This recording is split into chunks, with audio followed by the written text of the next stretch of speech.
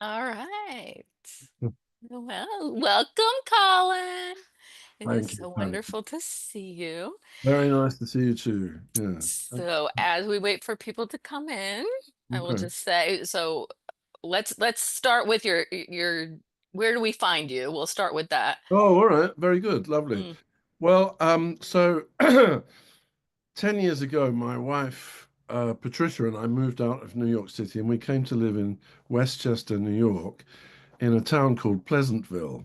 Mm. And I've been doing astrology for quite a while now, but a year or so ago, uh, Hi, Dana. hello, Dana. I'm Colin. Nice to meet you. I'm just in the middle of telling Patty how to find me. hmm I live in Pleasantville with my wife, and about a year ago, I opened a physical office. This is it. That's That's the awesome. office. Yeah. And so I called the operation Pleasantville Astrology because I wanted people to get the idea. So I've actually got a sign downtown Pleasantville that says Pleasantville Astrology. Mhm. And the website is pleasantvilleastrology.com. There it is. Awesome. It Perfect. makes sense, right? It's, Yes. it's all on that banner, yeah. Great. Awesome. So, yeah. So, yeah, so I wanted to have you on because you are fabulous, first of all. Oh, well. And we just want to talk astrology. Yeah, great. Let's. Oh, It let's. lines up so beautifully with tarot Yes. and Yes. Yes. I think like tarot, it's endless, right? Like you can never stop learning. So, That, that's my first mentor in astrology. I kind of stumped. Well, I just came across this woman, Claire Martin is her name, very brilliant astrologer. And I booked her for a reading online and we met. And I said, well, look, I'm thinking of becoming an astrologer. And she said these words. She said, it's not nothing to study astrology. And that is a phrase that has returned to me, mm, frequently over the years. I Uh, love that. That's so true, right? yeah, in fact, I said to Deborah Morgan, who's one of the British astrologers who was over a couple of weeks ago, I said, do you find that the more you study, the less you know? She goes, absolutely, right? Because, Oh my gosh, yeah, 100%, right? you just like you just realize that you'll never know it all. But that's why I believe in reincarnation, because we've all got to come back, finish the job, right? Someday. Or not. That is true. Yeah. Maybe not. I don't know. Yeah.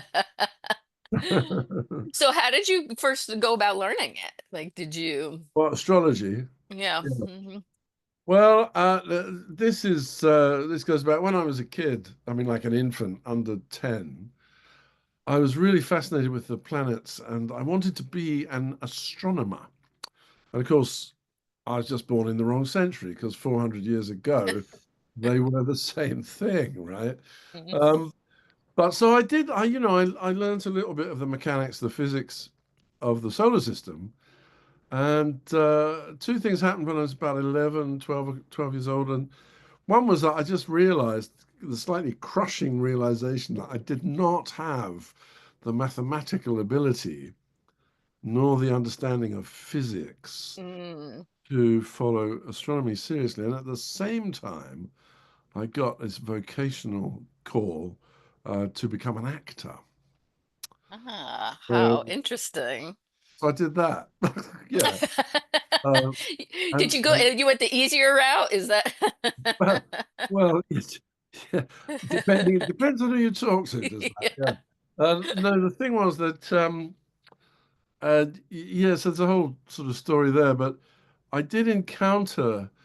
Well, the first thing was that I went to, when I graduated from acting school in 1980, I went to see a psychic. And she was pretty hot. She said, the first thing she said, welcome to the entertainment community, she said. I go, wow, you'll do. Ah. But then we're in some way into the conversation. She said, well, there's something else for you to do after you've been an actor. So I go, well, what's that? And she says, I'm not going to tell you. Right? What? Yes, yes, right. So actually, it was a kind of pretty brilliant. thing to say because um, I was always on the lookout for what this other thing might be, you know. Yeah. Uh-huh. Uh, and so, hello. Uh, Hey, We have Sue, we have Heather. Welcome, welcome, everybody. hi. We're just hearing about Colin's history, how he Yeah, got into this. I'm telling the story of my journey into astrology. First via acting, then via tarot, believe it or not, and finally, I started to study seriously at some. I woke up. I was told by this psychic in my 20s, there's something else for you to do after you've been an actor. And one day I woke up and I went, it's astrology. That's what it is. Is that what it is? Yeah, that is it. So that's when I started, but it was more spooky than that because I knew a little bit. I had met astrologers, I'd had astrological readings, and I never really studied it seriously. But I got what I can only really call a psychological, well, a psychic really download. Do you know, like I just got this flood of information which I'm still trying to understand. Uh, Hmm. and it's like downloading a bit of software. Something out, and good luck Oh. with that. Yeah, right. Thank you. Yes, yeah. But yeah, if you have a bit of computer software that you don't know how to use, it's a bit like that. Mm-hmm. So then I began to study in earnest and joined a couple of courses with mostly British schools to begin with. Then I later met some American ones. And I am I have a very strong Mercury in my chart. Mercury is about reading, writing, communication, and books. Books are my crack cocaine. See, I've got all these books up there, and I have actually read some of them. You know, not all of them.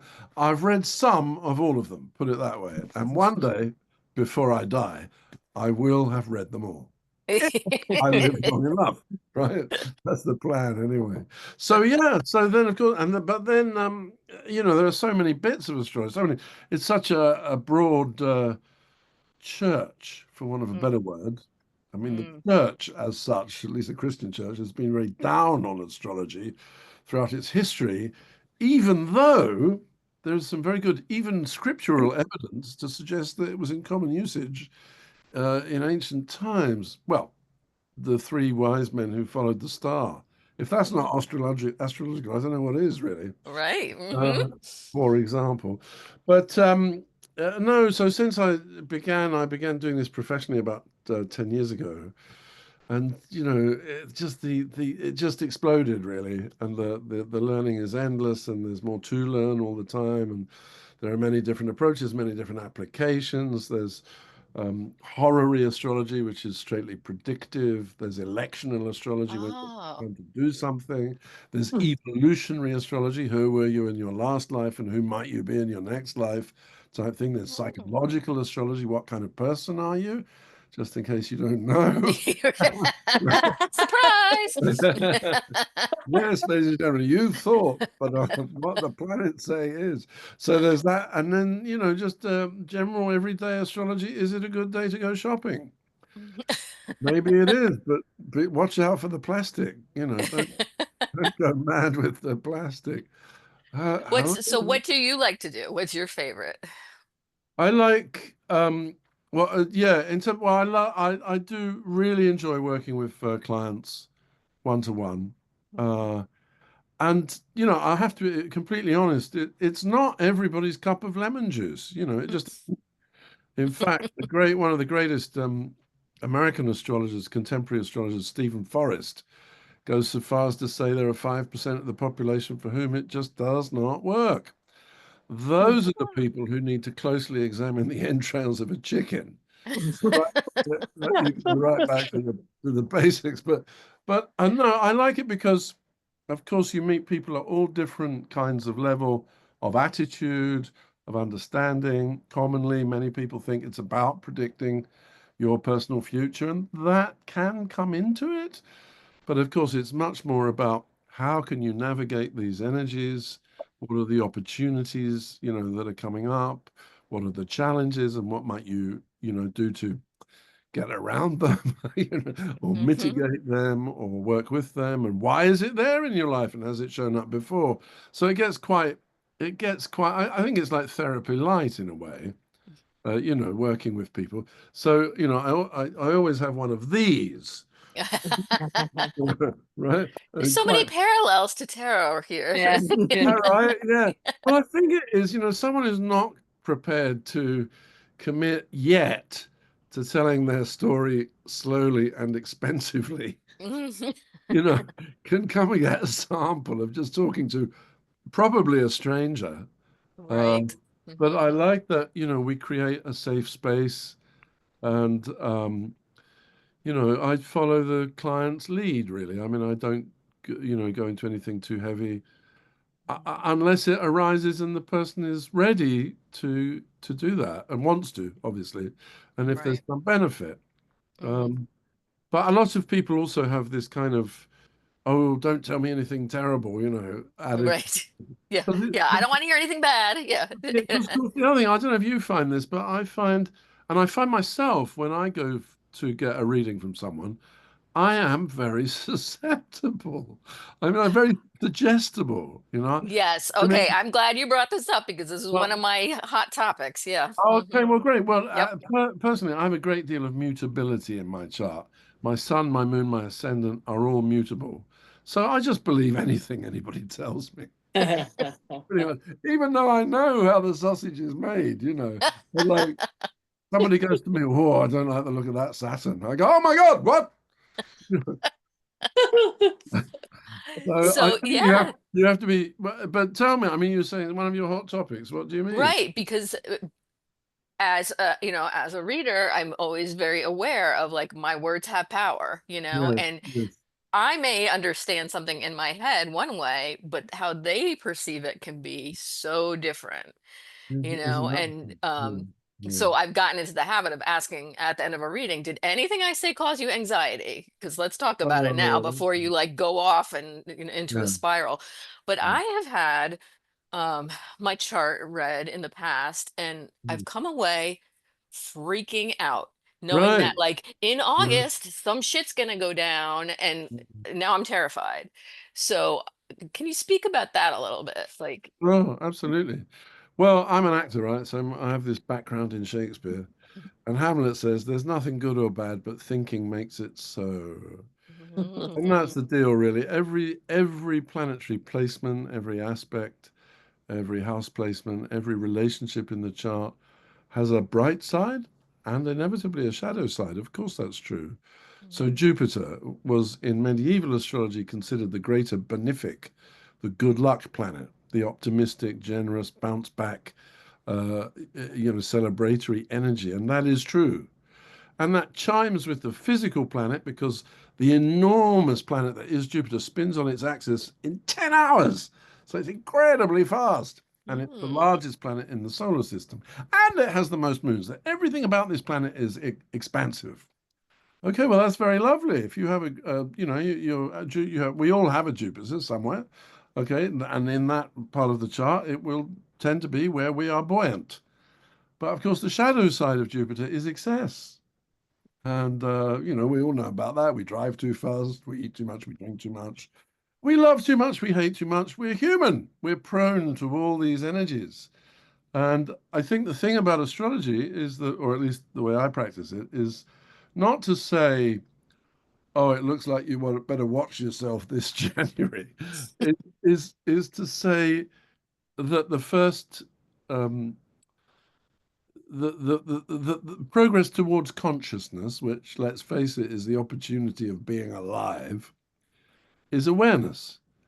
And if you find that you have, I don't know, habitual patterns of behavior, or you're addicted to this or that, or on the other hand, that you've tried things and they don't work, and you have trouble, whatever your challenge is, my belief is that the one true freedom that we all have is the ability to change our attitude.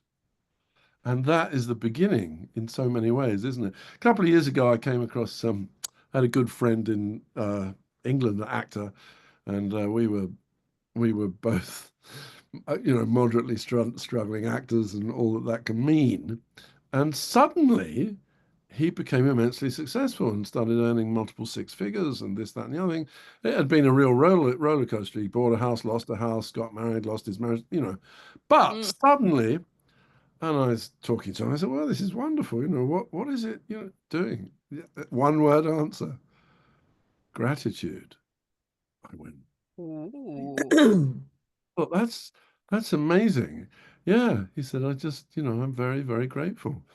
And I thought, this is wonderful. So I began my own experiments with gratitude, and I'm happy to tell you, I don't know, Yes, let's I don't, hear. I don't know if it's changing my life, but it makes me happier, Ha, and it really does, which is, yeah. and I find I use less drugs this way. Actually, I'm not a great fan of substances, and I did make some experiments in what I like to think of as my very early youth. And actually it was quite interesting. I'm glad I did, because it showed me that there are places and times when the veil can be thin, and there is another Mm, side and all that. But I mhm. came to view it as a kind of spiritual burglary. that Oh. you, I think you can earn the same effect if you meditate, long If you do the enough. hard work, Yeah, right? yeah, or jog or play chess or whatever you do, spiritual practice. But so, what was the question, Patty? You said something. Yeah. Oh, how do we avoid telling the Yep. freaking clients up? That's Yes. basically it, isn't it? Mm, Yeah. yep. But I think, well, the thing about it is that I don't think, well, sometimes it happens that people come to you to tell you how well their life is going. Mm. But Hmm. that seems to be the exception. I Right. mean, Right. in a natal chart, there are lines that show you how the planets are relating to each other, and the blue ones are called the soft aspects, the trines and the sextiles, and the red ones are the oppositions and the squares, and those are traditionally called the hard aspects. Mostly, people don't come to talk about their trines because you get all that for free. Of course, it's a crisis or it's a challenge or it's something you want to achieve or whatever. So, unpicking that. On the other hand, you certainly don't want to freak people out. On the other hand, there's no point being a fluffy bunny, is there, and saying it's all sweetness and because it Like clearly Deb. isn't. I mean, that just isn't the gig, is it? I mean, if it's Right. a nation, that Hmm.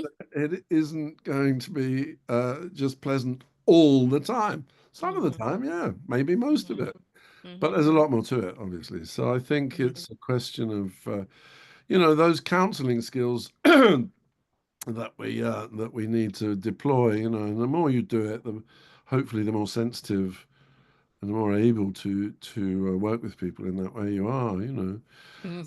But then again, there are times when somebody isn't ready to be reached, and you Yep. also I've had a couple, well, not many, but one or two people who've just come to prove me wrong. Uh, those That's are not, always fun, right? yeah, The crossed arms. the cross times, the silence, Yep. Yep. you can Oh, have just got you just do just read. Go yeah, ahead. Just yeah, yep. that's the one. Yeah. Uh-huh. But there's Yep. that too. But I mean, you get to see humanity in all its glory, don't you? I mean, Yes, you do. up close and personal. So Absolutely. yeah. So I love doing that, and I also love just that. I do love the what's the word? Not not the academic, not the theoretical. I love to explore, what it is and what it can be, and I'm particularly well. One time I did an interview program for the local TV station here, Pleasantville Community Television, which tragically is closing this month. Mm. Oh, Oh no. yeah, Mm. because the video landscape has changed so much. Mm. Hmm. But I did an interview program, and I thought, wouldn't it be fun to have a really sensible conversation with a scientist Ooh. about astrology? So I went on this quest to find an astrophysicist who'd be prepared to talk about astrology, and I met a few astrophysicists, and everything was fine until I mentioned that I was an astrologer. And then they would start edging towards the door. Mhm.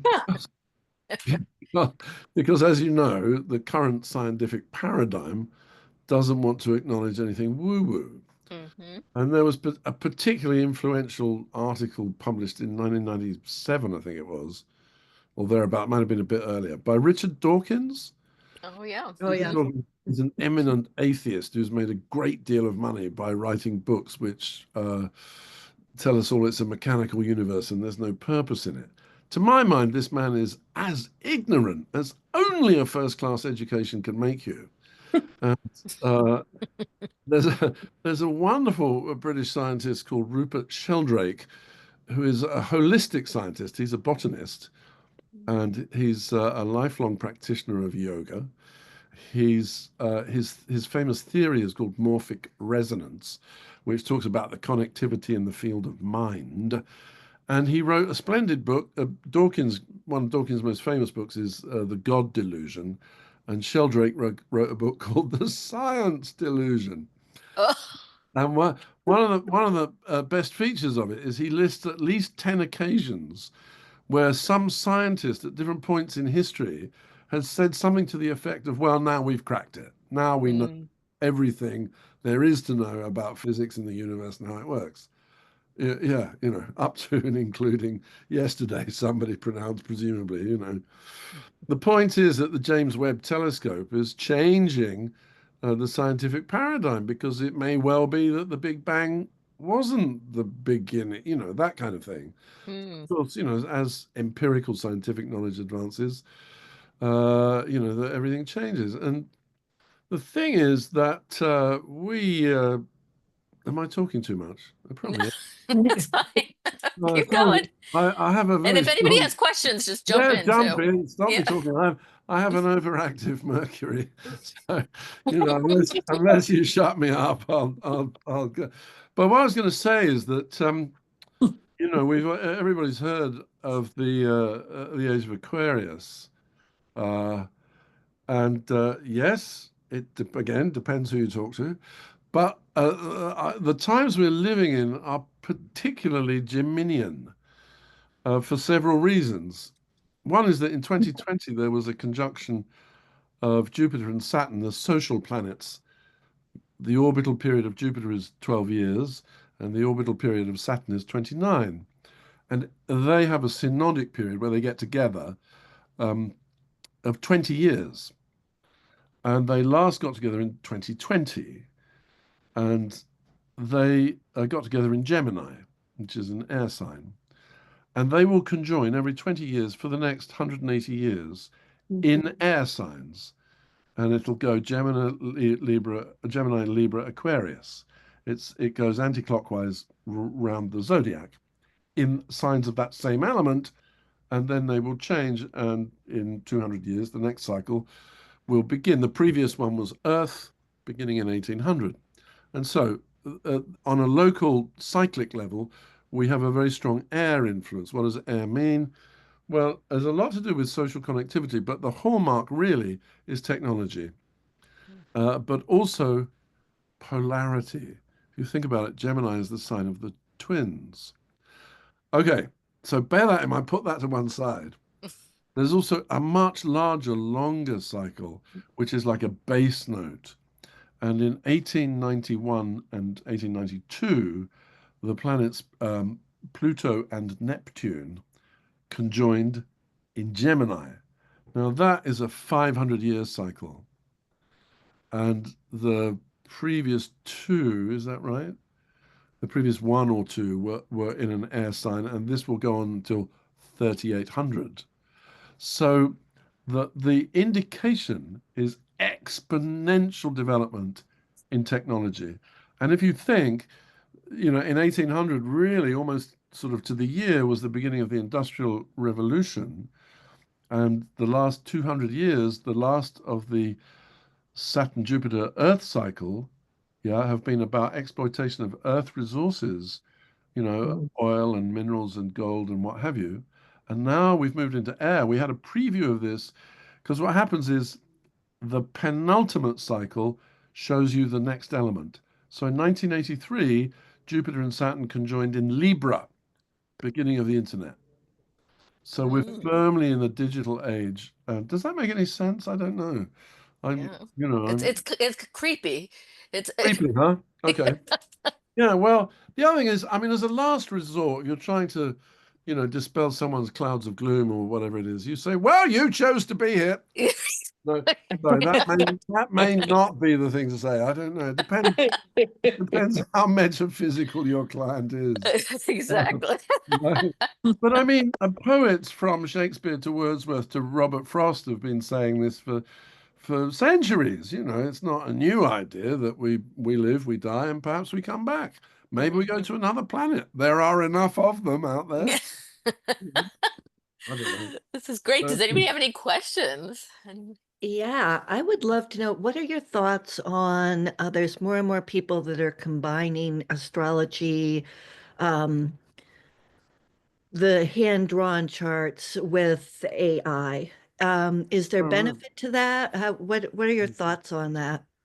Hi, yeah, hi, Deb. Hi. I love your ears. Oh, thank And you. and they actually do look a bit Geminian, if you don't mind me saying. Mm.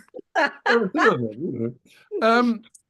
Yeah, very good question. I think, well, the first thing is that since the development of astrological software, anybody can now cast a chart in 3 or 4 seconds, a Right. process that, could easily take a day or two back in the day, because the arithmetic is quite sophisticated, that's involved. So there's that. I know how to draw a chart by hand, but I don't do it because it takes too much time. I mean, it's a wonderful exercise to do actually, because just drawing the glyphs of the planets and placing them on a chart can sort of open your right brain, I think, to, what is that energy. Um, but time. So one effect is that, I mean, when I was a kid, astrology was very exotic. Now my kids know where their moons are. Right? They know where their Mercury's, Venus, and Mars are. If pressed, they can really dig deep and try and remember what the generational placements are for the outer planets. And this is not unusual in their generation. Mm. And I find that, yeah, so I don't know, it's a great question. I mean, where is it going? What is the development? I think we have to just take it. It's probably here to stay, and it's probably, will take further and further development. You've got these programs like CoStar, which give you, or a daily horoscope or some kind of overview. What slightly makes me hesitate is that you don't get the depth. So when I prepare a chart for a client, I suppose I never spend less than an hour, and usually an hour and a half or maybe more. But I could spend all day if I applied every single technique that I've come across, and there's a limit. You could just go on because it's a symbolic system, and therefore you never really come to the end of the possible meanings. Um, but one thought about it though that I wonder about is, there is this extraordinary polarity between the scientific paradigm, scientific orthodoxy. If you're an established professional scientist, it's actually quite risky to give any credence to the mantic arts, which is a terrible shame. They just don't know what they're missing, these people. But I do wonder if it's part of the sort of Gemini landscape that we're living in, that polarity will continue. Why? I don't know why, except perhaps it's through the friction of opposites that you can get progress or new development, new insights. I think the short answer to your question is I don't know. Uh, Fair. ask me again in 10 years. I Yeah. don't know. That But was a good question. clearly we're on some sort of threshold. Uh, I And do I do find, just quickly, just with writing, prose or something, if it goes through, and I don't use AI myself, but I do write articles for here and there, and I find usually the editor puts it through AI, and I can always tell because you go, "This was written by a robot." So I don't know. I don't know. I'm skeptical. I think we should try and hang on to our humanity as we, Yes. Mm-hmm. Mm-hmm. yeah. Yep. But thanks. No, it's a good question. Very good to be aware of that, I think. I didn't even think about, as far as I've ever known astrology, like you could get your chart, you just put it in and you get your chart. I never even thought like, oh my God, like they would do these by hand. Like it Oh, didn't even sure. occur to me. Yeah. Yeah. Like Well, that is, man, what a process. it So, sure is. You've got to be under. You've got to work with logarithms, and yeah. you've certainly got to be good at arithmetic. Right. Yes. Mm-hmm. Because Yep. with the different time zones and where you are on the face of the earth and all that business. What happens is that every day the planetary lineup, the position of the planets in the sky, is the same for everyone on Earth that day. Where you are on the Earth and at what time you're born is what makes it personal. So it's a bit like saying, "Stop the world, I want to get on." And then once you're on for life. Yeah. That's awesome. I never thought about it like that. That totally makes sense. Yeah, yeah. Do you know why it's called your rising sign? Do you know? Does everyone know? Mm. Then let me tell you why it's called a rising. Hang on, I get a prop. Hold on. Ooh. We love props. Well then. Yeah. Now, does everybody know what Woo! it is? Yeah, right. Okay. So there's the Earth, right? And it's spinning like that, right? And we stop and get on it. And you or whoever it is born there, right? So if you're in the northern hemisphere and at the moment of your birth you look to the south and then you turn left, right? The sign coming over the horizon, there's this circle called the zodiac. It doesn't move, but because the earth is spinning, the zodiac appears to move this way. And it's the sign coming over the horizon, therefore rising, also known as the ascendant, because it's ascending. Um, Ah. so it's one of the most important points of the chart. Some people say it's the most important. At the exact opposite end of the horizon, physical horizon, is the descendant, where the sun will set. And that's a horizontal axis, and there's also a vertical axis. And those four angles are kind of what some astrologers call the cross of incarnation. Once you're here, there's only one way to get back. Right? Yeah. Oh, That's cool. yeah. All Yeah. right, I have a question. Please. This Mm, came up today. So I was doing a reading for this woman. She was uh, uh, she's very unfocused in her business. She has a lot of different things. She said, "My problem is I can't I want, I'm here, then I'm here, then I'm here, and I can't just get focused on it." I right. said, "What's your sign?" She said, "I'm a Sagittarius." I said, "Aha. Uh, Mm, is there a way, because I mm, live with a Sagittarius, so I know what she's talking about. mm, Uh, mm, is there a way to take like some part of your sign, your signs that you mm. don't like and change them? Or is it like you're just screwed, you Can know?" you cash in your sun sign? Yeah, I'm exactly. I'm sorry, I've been a Sagittarius. I'd like to be a Gemini now. Right. Uh, as far as I'm aware, no one has yet come up with that technique. There's room. Okay, so she's a Sagittarian. Okay. Hmm. Mm. So in terms of the work life, is that what the concern is really? Yeah. Hmm. She's Yeah. overwhelmed, she's got a lot going on, this, that, and the other. Yeah. So we came up, Um, with some things, but I'm like, is that just inherently her? Like, can that be? hold on one sec, just bear with me 1 second. Uh, okay. So, well, let's talk about Sagittarius. It's what's interesting about Sagittarius, it's actually a dual sign. It's the sign of the archer. So always shooting the arrow over the horizon in search of the next project, the next Hmm. shiny thing. Um, and so it's a fire sign, it's mutable fire. So it's adaptable, flexible, improvisational, responsive in terms of its energy.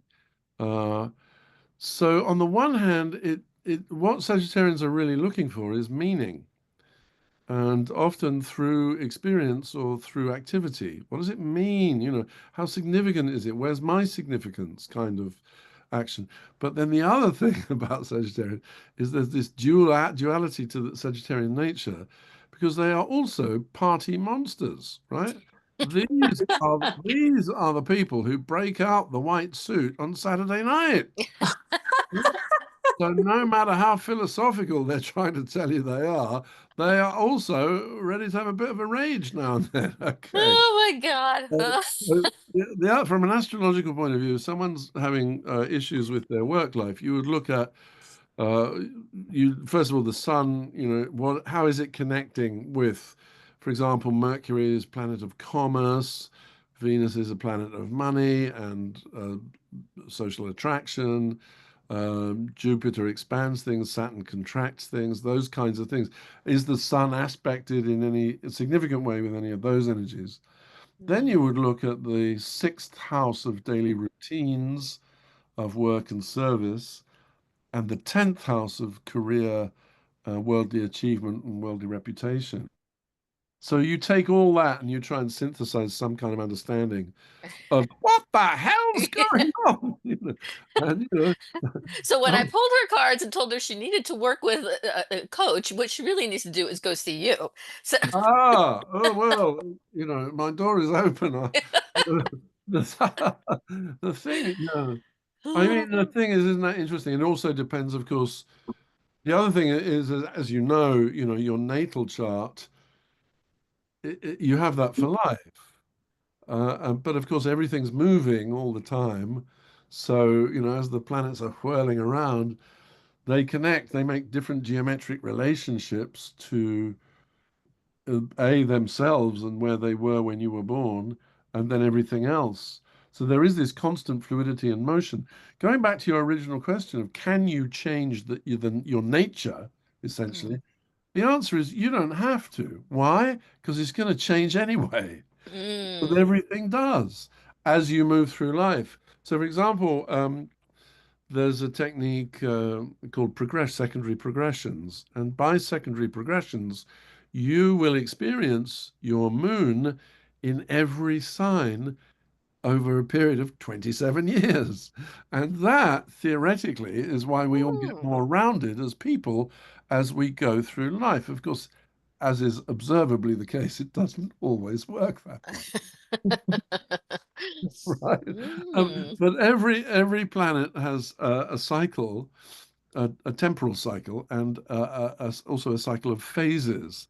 So just as the moon waxes and wanes on a monthly basis, so too do the cycles between each of the planets wax and wane. And so there are periods of harmony and periods of challenge with all of these energies.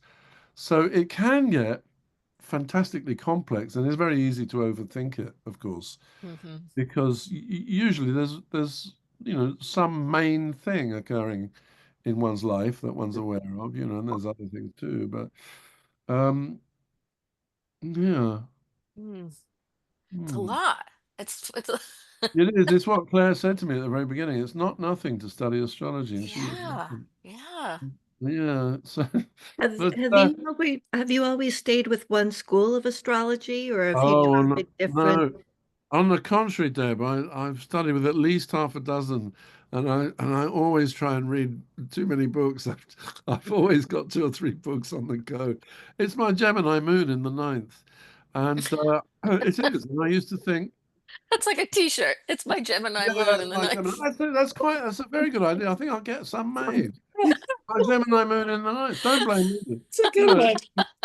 it's like no, but I used to think. This is a terrible way to study until I realized through astrology, this is my nature.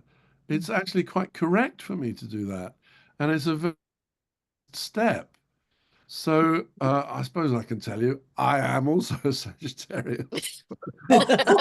And, Busted. busted, right? Busted. Well, Gemini and Sagittarian are opposite signs. So I have the sun in Sag and the moon in Gemini.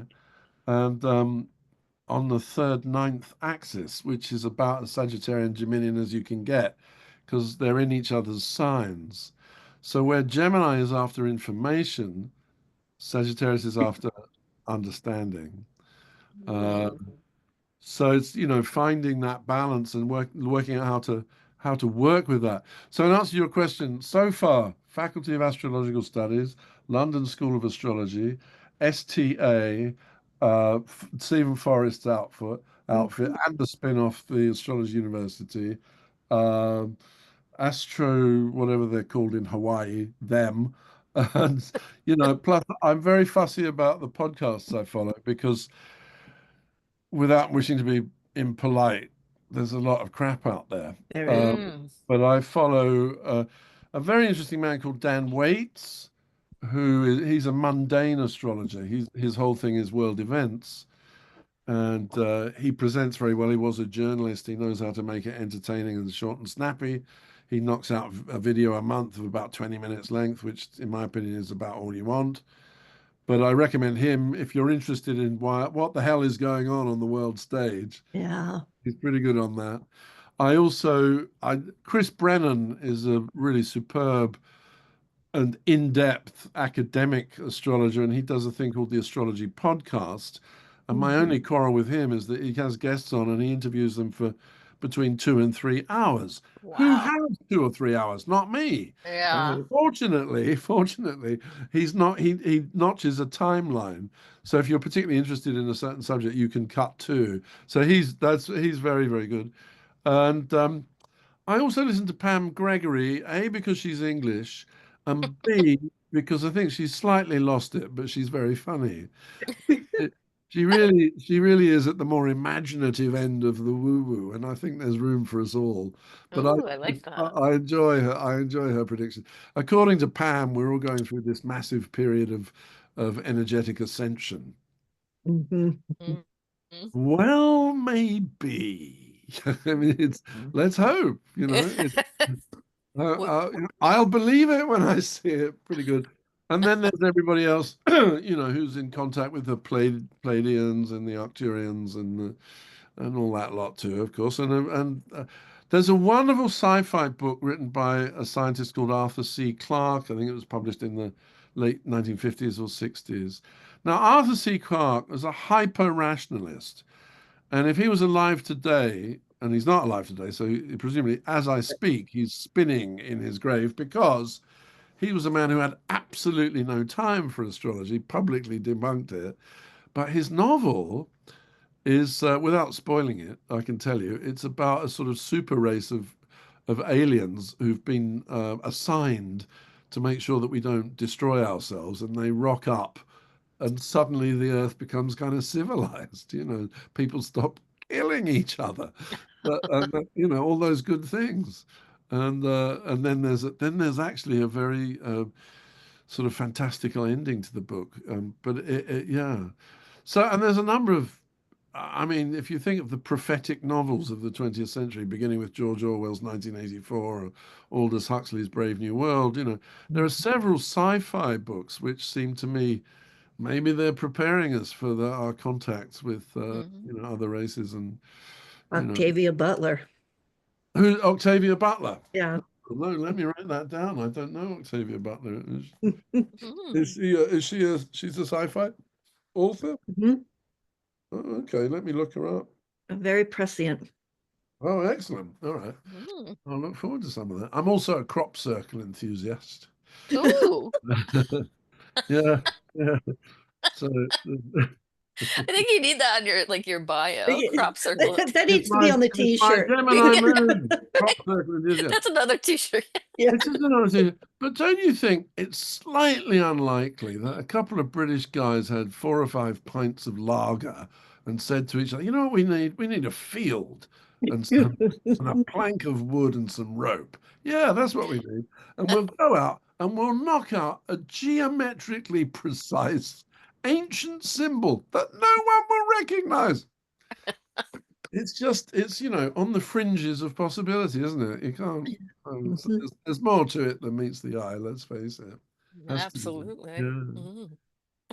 Obviously, but I don't know if you're aware, are you aware, do you use the Golden Dawn astrological ascriptions to the tarot? That's an excellent question. I don't know them thoroughly enough, but I do what I have researched them, studied them, and I Okay. think it's fascinating.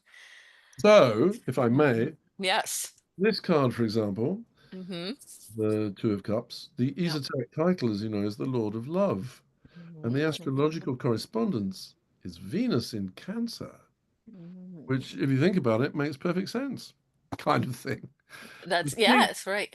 the thing is that they couldn't do it perfectly because they used the seven planets of the ancient world, and each sign is divided into thirds. So there's a decan Mm. of 10 degrees. There are three decans in each sign. 12 signs, there are 36 decans. But if you multiply seven, you end up with 35. Mm-hmm. You have 36 spaces to fill. Yeah. Yeah. So the last card in the sequence is Mars in Pisces, and the first card in the sequence is Mars in Aries. And that kind of resonates right now because we have a huge lineup in Pisces, just about to move into a huge lineup in Aries. So the youngest sign in the zodiac, which is impulsive and bold and risk-taking and warrior energy, uh, is in communication with the oldest sign in the zodiac, which is intuitive and empathetic and imaginative. And so there's that. Yeah. Interesting.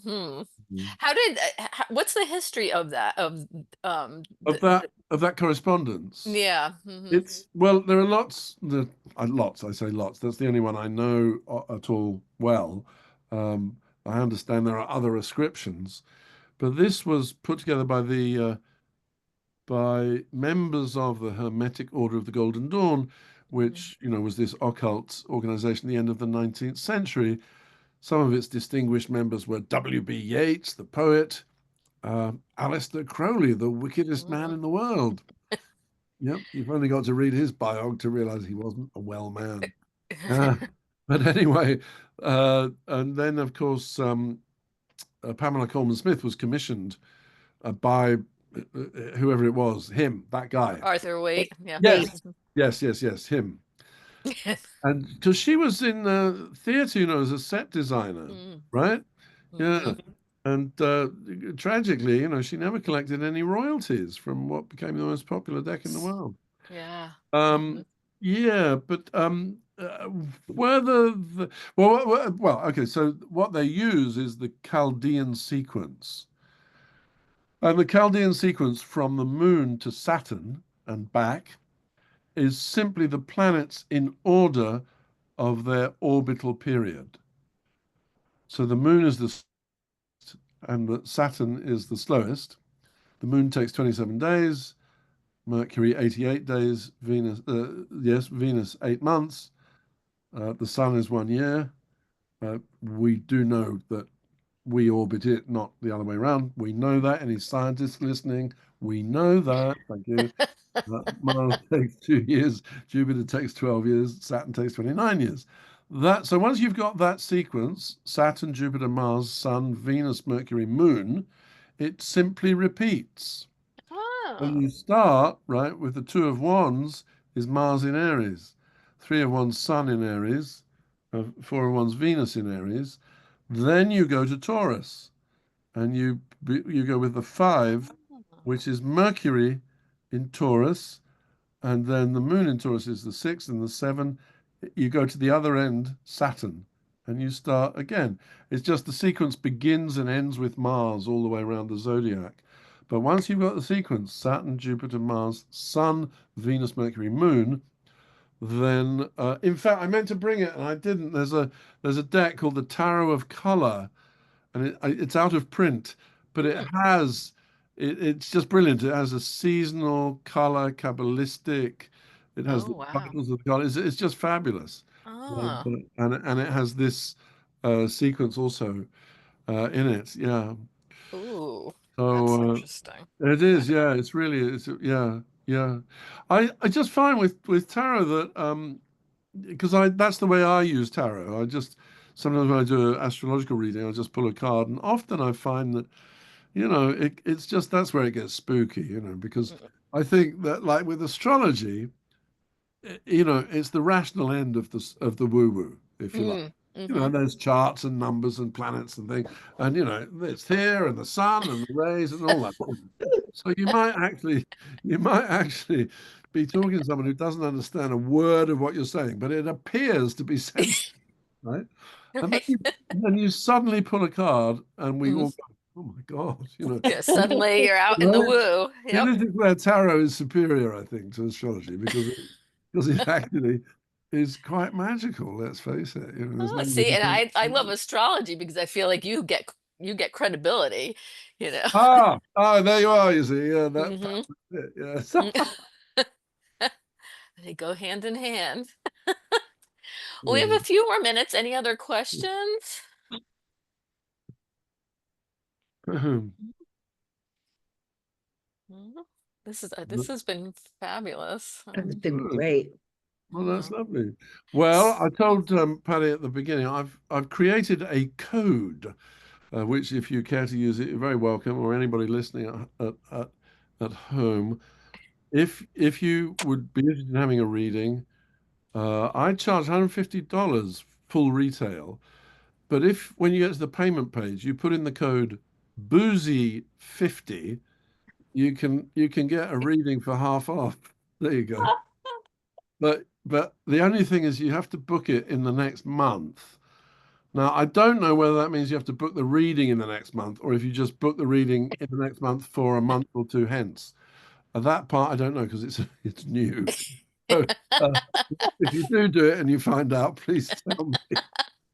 How Okay. We'll often do you investigate. Yeah. how Yeah. often do you recommend having a reading? That's a great Yearly, every question. 5 years? Yeah, that is a great question, Deb. Well, the flippant answer is at least once in your lifetime. But then after that, I mean, look, I mean, on a yearly basis, because everything's changed, it would make sense. Or, whatever feels organic, 2 years, 3 years, 5 years, even. I've gone years without, but now because I often go to astrologers myself just to get different perspectives, because, as we know, it's not an exact science. Uh, Mhm. and different people pick up on different things. I think also there are some, I've just been working with someone, a British woman who works with people in depth more. So she does a package of like six readings over 6 months type thing. But that really, I think, is more if there are specific issues.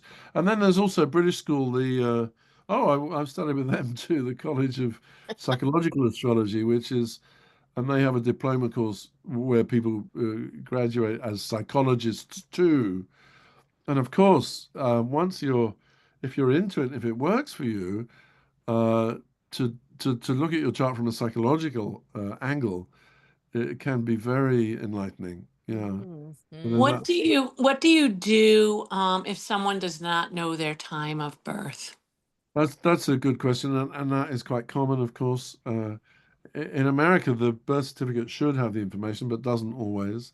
In Britain, they don't write it on the birth certificate, which they should. Well, there is a technique called rectification, and it's quite involved, and it's quite a skill.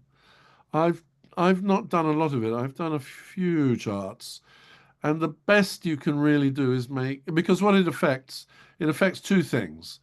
It affects your rising sign, Mhm. and it also affects your moon. If the moon moves 13 degrees approximately every day, so therefore it spends about 2.5 days in each sign.